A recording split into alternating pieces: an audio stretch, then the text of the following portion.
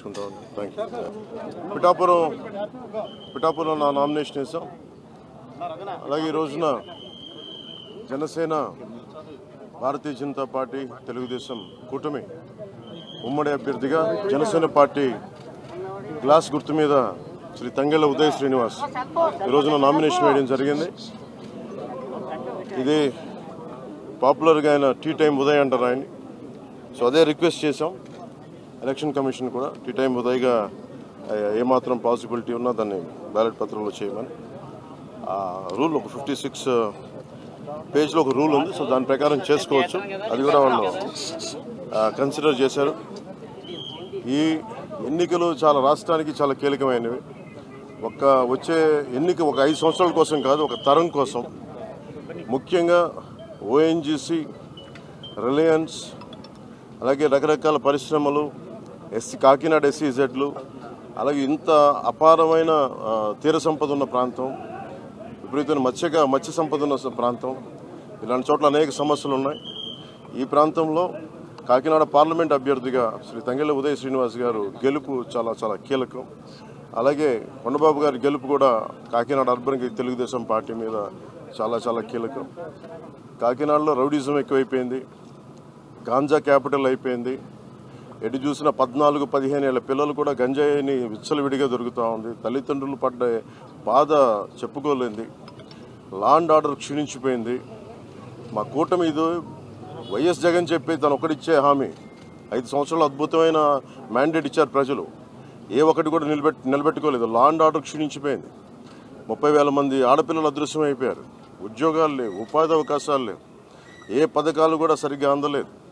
ఇలాంటి సమయంలో ఒకళ్ళు కాదు, ముగ్గురం కల్పిస్తున్నాం. ఎందుకంటే 5 కోట్ల మంది ప్రజలకి ఒక పార్టీ కాదు 3 పార్టీలు కలిసి ఈ రోజున మేము ఒక బలమైన కూటమిగా 2014 ఎలాంటి కూటమిగా ఏర్పడ్డాము.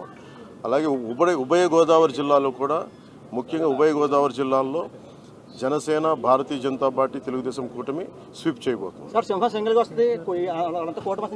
నిన్న చెప్పాను, మనది జంతు ప్రపంచం కాదు, మానవ ప్రపంచం. కాకినాడ పార్లమెంట్ సంబంధించి 7 నియోజకవర్గాల్లో మీ ప్రభావం ఎలా ఉంటుంది? దీనికి సంబంధించి మీరు 400 కోట్లు కలెక్ట్ చేశారు మీ పార్టీ గారు 4-5 నెలలుగా. ఎందుకంటే చల్మల్ శెట్టి సునీల్ గారు నాకేమి శత్రువు కూడా, ప్రత్యర్థి కూడా కాదు. ఆయన రోజు ఏదో ఒక మా ఇళ్లలో, మా బ్రదర్స్ హౌస్లో చూస్తూనే ఉంటాను. సరే, ఆ పొలిటిక్స్ వేరు, స్నేహం వేరు, కుటుంబ స్నేహం వేరు. నిజంగా ఆయన ఒక పార్టీ మీద నిలకడగా ఉండే వ్యక్తి అయితే నిజంగా ఒక జాలి పాపరే. ఎన్నిసార్లు ఓడిపోయాను, ప్రతిసారి అవకాశవాదంగా నిలబడటం, వెళ్ళిపోవటం, మళ్ళీ ఎలక్షన్ ముందు రావటం, ఇవన్నీ సరైన సంకేతాలు పంపం.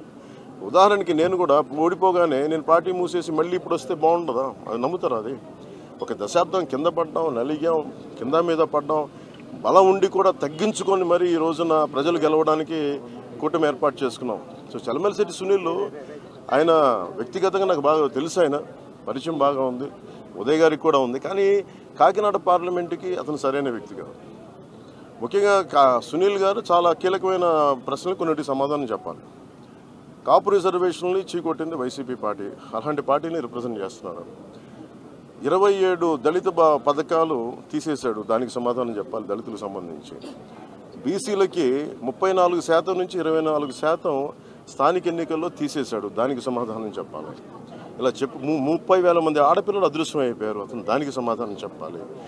ఏ సమాధానం చెప్పకుండా కూర్చోబెట్టి నేను వచ్చేసాను, నాకు ఓటేయండి, డబ్బులు ఎక్కువైపోయినాయి, 400 కోట్లు ఖర్చు పెడతాం, 200 కోట్లు ఖర్చు పెడతాం, ఓటుకి 10,000 ఇస్తాం, లేదంటే నాయకులను 10 లక్షలు పెట్టి కొనేస్తాం అంటే వెళ్ళే నాయకులు ఎవరైనా సరే వాళ్ళకి 10 మంది ఓటర్లు కూడా లేరు, అలాంటి వాళ్ళు కొనుక్కున్నారు.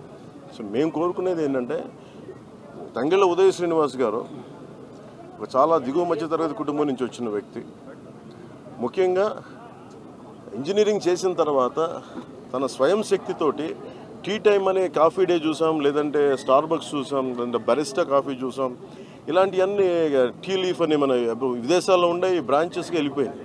అలాంటి ఫ్రాంచైజ్ మనకు అందుబాటులో ఉండేది తను ఒకటి ఎదుగుదల అంటే యోయోలాగా ఒక కాన్సెప్ట్ క్రియేట్ చేస్తే కొన్ని 10,000 మంది బతకాలి, కోట్లాది సంపాదన రావాలి.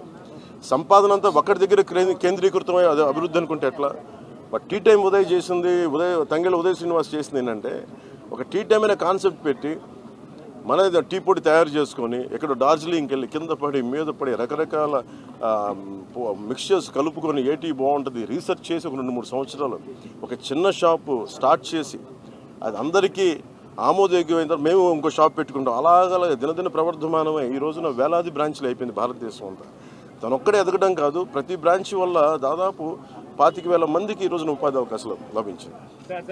అలాగే 8 నుంచి 11,000 మంది ఆడపిల్లలకి వాళ్ళ కాళ్ళ మీద వాళ్ళు నిలబడగలిగే టీ టైమ్ సంపాదన పడలేదు. సో దీన్ని బట్టి మీరు అర్థం చేసుకోండి, రేపు పొద్దున్న ఎక్కడికి వెళ్ళాలనుకున్నా ఉప్పాడ చీరలు కానీ ఏదైనా బ్రాండింగ్ చేయగలడు, తనకున్న ఎబిలిటీయే బ్రాండింగ్ చేయగలడు. కాకినాడని అద్భుతమైన ఏమేమైతే స్థానికంగా ఉత్పత్తులు ఉన్నాయి వాటన్నిటికీ ఇంటర్నేషనల్ బ్రాండింగ్ పట్టుకురాగలిగే సత్తా తంగెళ్ళ ఉదయశ్రీ.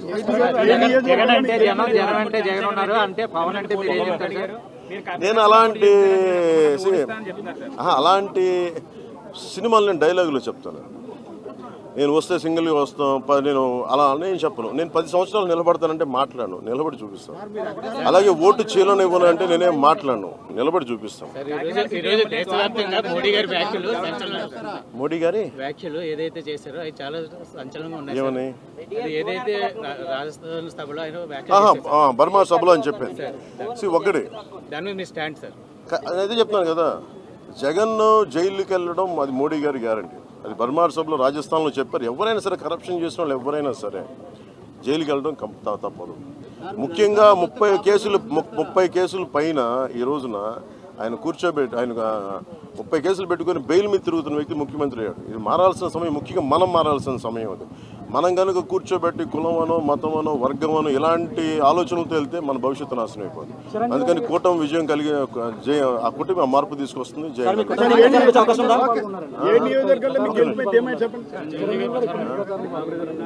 ఏడు బాబు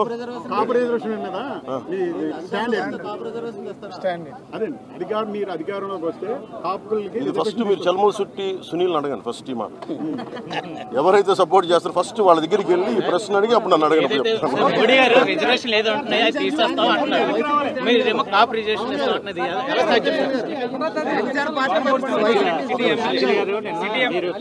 సీట్లు తగ్గించి కూడా 27 సీట్లు తగ్గించుకున్నారు. ఆయన 10 స్థానాలకే ఆయన గెలుపు ఆల్రెడీ డిసైడ్ అయిపోయిందని సజ్జలు కామెంట్ చేశారు. ఈ వచ్చే గెలుపు సజ్జలో చంద్రబాబు గారు చెప్పారు కదండి, బ్రోకర్ మాటలు ఏం పట్టించుకుంటామండి. Thank you. పిఠాపురం నా నామినేషన్ వేసాం.